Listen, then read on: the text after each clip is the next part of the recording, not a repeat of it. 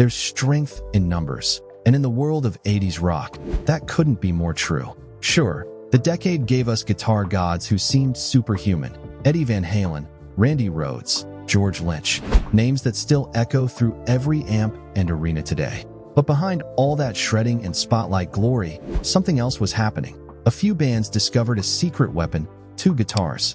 Not just a rhythm and a lead, but two completely different minds, styles, and energies, colliding to create something way bigger than either could do alone. When one hit a riff, the other answered with a melody.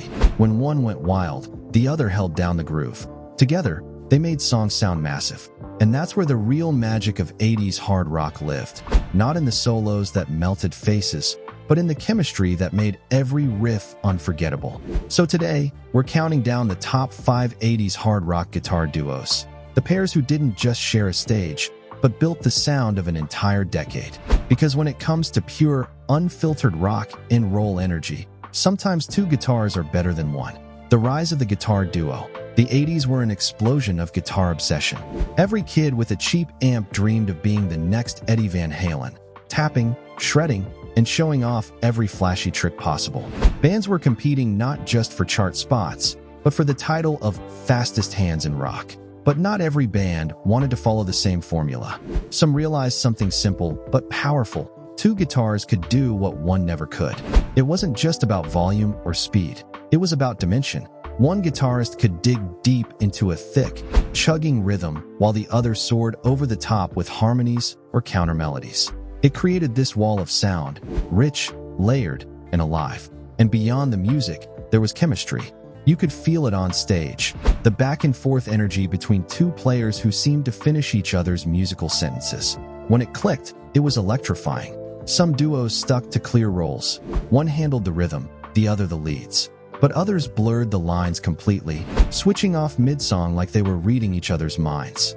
That push and pull is what gave 80s hard rock its depth, a balance of flash and feel that no solo guitarist could match. And maybe that's what set these pairs apart. While the rest of the world chased the next guitar hero, they focused on creating something bigger, a sound that was both tight and untamed, polished and raw. But if you want a perfect example of how two completely different styles could collide and create pure magic, look no further than our first duo, a pair who blended glam metal flash with gritty blues soul. Cinderella, Tom Kiefer and Jeff LaBar.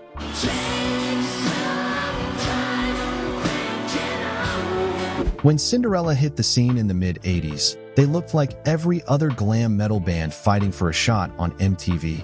Big hair, flashy clothes, and enough attitude to fill an arena. But what set them apart wasn't just their image, it was their sound. Because underneath the glitter and eyeliner, Cinderella had something most bands didn't: soul. At the heart of that soul were two guitarists who couldn't have been more different: Tom Kiefer and Jeff LaBar. Kiefer was the band's smoky-voiced frontman, a blues rock purist with one foot firmly planted in the world of Aerosmith and the Rolling Stones. LaBar, on the other hand, was the firecracker, the shredder who loved the flash and speed that defined 80s guitar heroes. Their chemistry created a perfect balance. Kiefer's playing was gritty, emotional, and full of slide and swagger, while LaBar brought the fireworks, squealing bends, rapid-fire runs, and pure energy. Together, they blended the raw blues of the 70s with the polished glam of the 80s, crafting a sound that was both familiar and fresh. You can hear that duality on their 1988 album Long Cold Winter. Songs like Gypsy Road and Don't Know What You Got Till It's Gone showed just how perfectly they complemented each other. Kiefer's tone dripped with feeling, while LaBar's leads cut through the mix with precision and flair. It was two worlds colliding, and somehow it worked beautifully.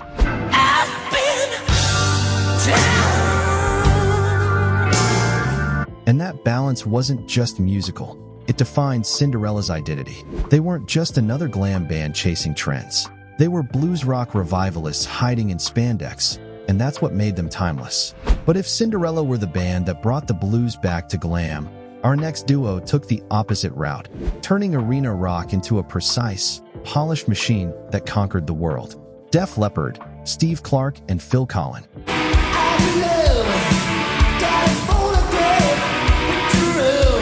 If Cinderella brought grit and blues to glam, Def Leppard did the opposite. They turned hard rock into a precision-engineered masterpiece. And the driving force behind that sound, two guitarists whose chemistry was just as explosive offstage as it was on it, Steve Clark and Phil Collen. They called them the Terror Twins, not just because they played like maniacs, but because they lived like it too. Endless parties, wild nights, and the kind of chaos that made rock legends. But beneath all that madness was one of the most meticulously crafted guitar partnerships of the decade.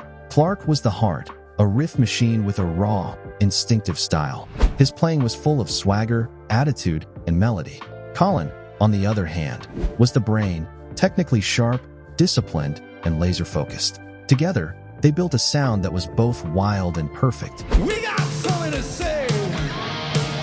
Yeah. You can hear their partnership in full power on Pyromania and Hysteria, albums that didn't just sell millions, they defined the sound of 80s rock. Tracks like Photograph, Rock of Ages, and Stage Fright showcase their contrast perfectly. Clark's thick, punchy riffs anchoring the songs while Collen's solos sliced through with dazzling clarity. But it wasn't just about flash. What made their playing so iconic was how tight it was. Every chord, every harmony, every dual guitar layer was built to hit with arena-sized impact. I never thought you could be cold, but you will. Def Leppard didn't just write songs, they engineered anthems. Behind the scenes, though, things weren't always smooth. Clark's struggles with excess began to take their toll, while Collen stayed relentlessly focused on the music. That push and pull between chaos and control somehow fueled the band's creativity and gave Def Leppard their signature edge.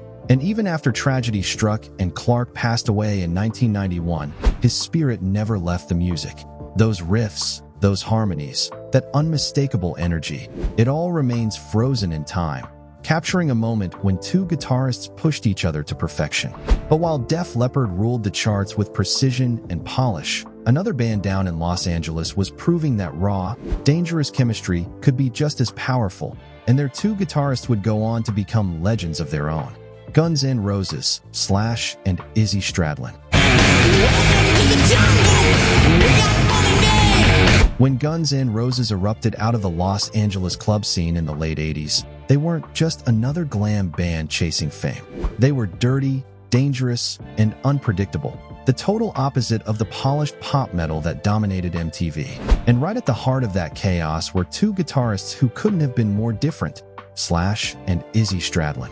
Slash was pure fire, top hat, Les Paul, and that untouchable swagger. Every solo he played sounded like it could burn straight through the speakers. He was loud, flashy, and magnetic, the kind of guitarist you couldn't look away from. Izzy, on the other hand, was the cool shadow in the background, quiet, focused, and effortlessly smooth. He didn't need the spotlight, he was the groove. His riffs were slinky, loose, and soaked in classic rock attitude. Where Slash tore through the chaos, Izzy built the foundation underneath it. Together, they were lightning and thunder. Slash would unleash this wild, emotional solo, and Izzy would keep it grounded, always bringing it back to that gritty, street-level rhythm that made GNR sound real.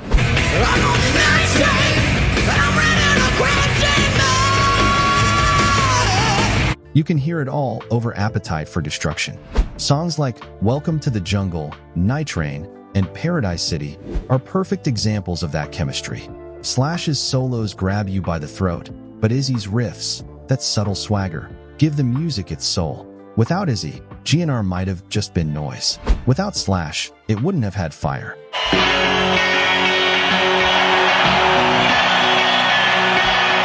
It's the kind of partnership that doesn't happen often. Two players, totally different, yet completely in sync, almost instinctively. Even when they weren't talking, the guitars were. And what makes their story even more legendary is how much they channeled their influences. The Stones' Keith Richards and Mick Taylor, Aerosmith's Joe Perry and Brad Whitford, but twisted it into something dirtier, meaner, and uniquely theirs. Their sound became the heartbeat of the late 80s, raw, dangerous, and untouchably cool. But while GNR conquered the world with attitude and grit, back on the glam metal front, another pair of guitarists were creating something just as iconic. A slick, harmonized attack that helped define the entire sound of the Sunset Strip. Rat, Warren DeMartini, and Robin Crosby.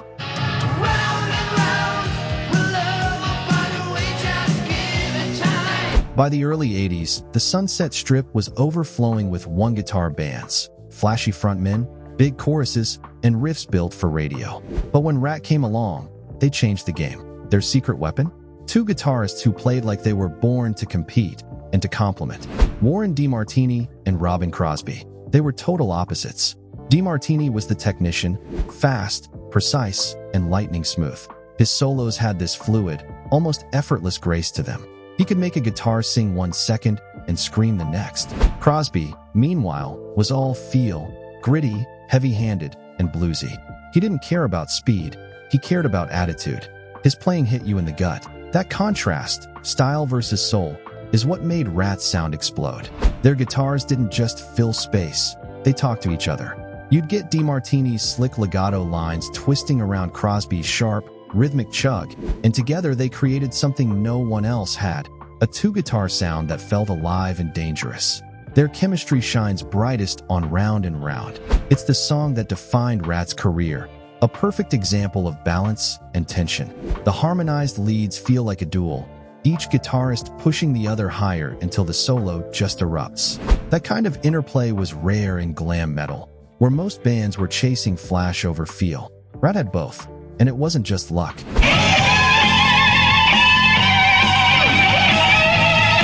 DeMartini once explained the difference between them perfectly.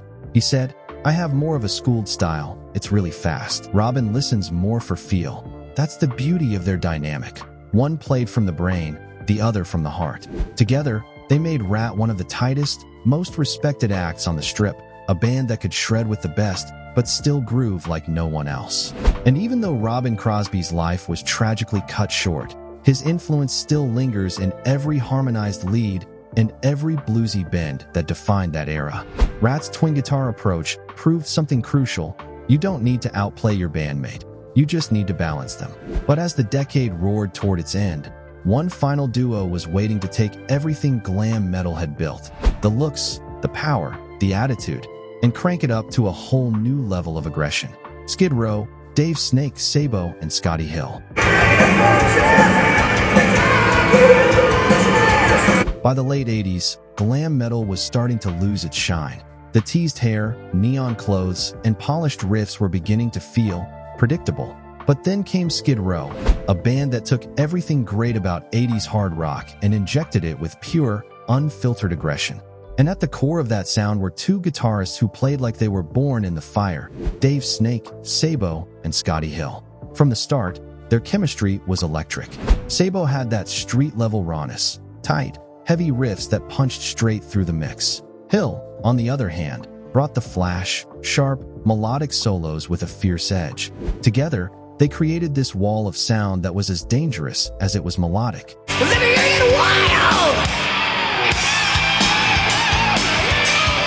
Their debut self-titled album in 1989 said it all. Songs like Youth Gone Wild, 18 in Life, and Monkey Business hit harder than most of their glam contemporaries because of the way those two guitars collided. Sabo and Hill didn't just play side by side, they fed off each other. When one launched into a riff, the other doubled down or threw in harmonies that made everything feel bigger, meaner, and more alive.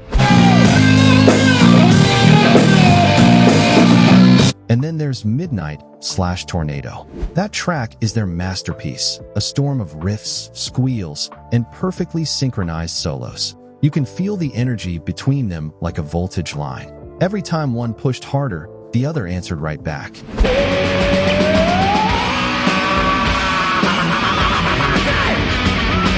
What really made them special, though, was timing. Skid Row arrived just as glam was fading and grunge was waiting in the shadows. But Sabo and Hill didn't care about trends. They just played with everything they had. Their guitar tone was sharper, their songs darker, and their sound more muscular than most of what was happening around them. They weren't pretty, they were powerful. In a way, Sabo and Hill were the last great true hard rock duo of the 80s, the final torchbearers of that era's guitar-driven dominance. And even as the musical landscape shifted, their influence carried forward. In inspiring a new wave of players who wanted that same raw chemistry and twin guitar firepower. They didn't just end a decade, they slammed the door shut on it, leaving the sound of squealing harmonics and thunderous riffs echoing into the 90s. Because by the time Skid Row finished their run, it was clear the age of the guitar duo had left its mark, and nobody did it louder or prouder. The 80s will always be remembered as the decade of guitar gods, the flash, the solos, the impossible speed. But when you look a little closer, you start to realize something deeper. Some of the most timeless sounds of that era didn't come from one guitarist chasing the spotlight. They came from two players, perfectly in sync, building something bigger than themselves. Whether it was Tom Kiefer and Jeff LaBar blending glam and blues, Steve Clark and Phil Collen crafting arena-sized perfection, Slash and Izzy Stradlin turning chaos into swagger, Warren DeMartini and Robin Crosby bringing feel and finesse to glam metal, or Dave Snake Sabo and Scotty Hill pushing hard rock to its breaking point. Each of these duos proved one thing: great music isn't just about skill, it's about chemistry. Every note, every riff, every solo meant more because of what happened between them. That silent understanding only two great players can share. One brings the fire, the other brings the soul. One takes the spotlight, the other makes it shine brighter. And maybe that's what made the 80s so unforgettable. It wasn't just the hair, the hooks, or the guitar hero worship.